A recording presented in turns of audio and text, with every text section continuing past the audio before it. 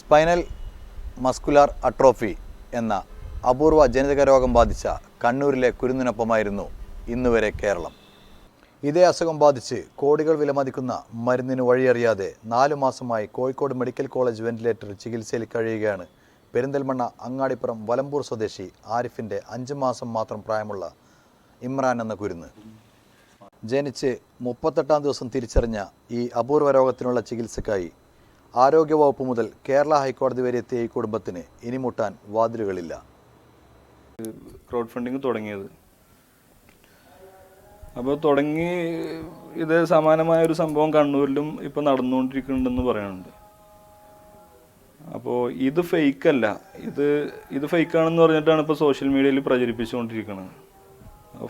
ഫേക്കല്ല. ഞാൻ ഇപ്പോൾ ഇന്ന് ഏഷ്യാനെറ്റ് ന്യൂസ് നോക്കിയപ്പോൾ കണ്ണൂരത്തെ ഒരു ഏകദേശം 14 കോടിയോളം രൂപ ആയിട്ടുണ്ട്. എൻ്റെ അക്കൗണ്ട് ഇപ്പോൾ ചെക്ക് ചെയ്തറിയാൻ പറ്റും.